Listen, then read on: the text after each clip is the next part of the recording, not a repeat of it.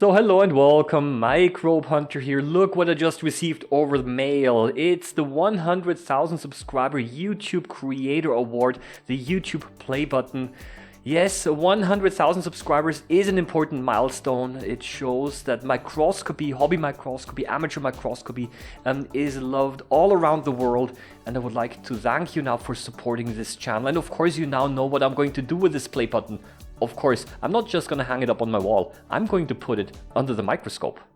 Now, the YouTube Creator Award itself does not look particularly interesting under the microscope. Of course, I have to use a stereo microscope to have a closer look at the print.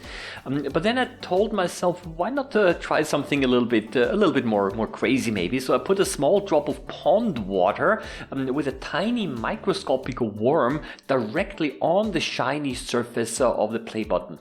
And the worm, wondering what's going on, was swimming back and forth inside the small water droplet. Yeah, and I had to move the play button under the microscope to chase it around a little bit. And then I realized something. Look at the contrast. The worm appears to be bright on a dark background, and this looks like dark field. I was really happy when I saw that, because dark field microscopy is actually a technique that is used for compound microscopes, but not for stereo microscopes. But now it's possible actually also to achieve a dark field effect by placing the specimen directly on a shiny, highly reflective surface.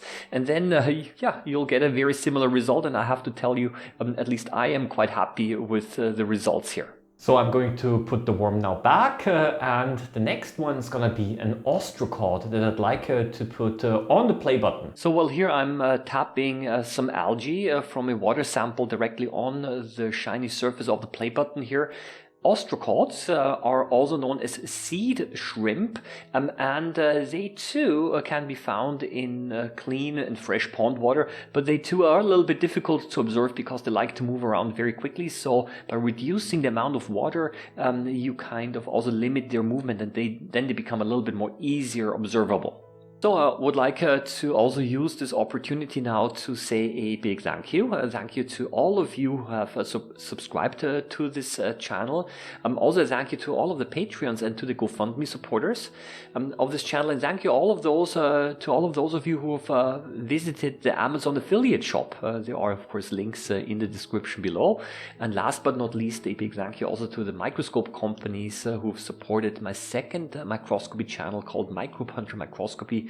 This is a channel where I'm doing product reviews. So, well, where do we go from here? Well, of course, I'll keep on making videos. Of course, I do also have a weekly live stream, which I'll continue to do. But at the same time, I've seen that my YouTube shorts are quite successful. The number of views are increasing quite a bit here. But my regular videos are stagnating a bit. So if you have any specific wishes or suggestions on how I can improve the videos, there is a comment section below. And I would like to invite you to share your opinions here.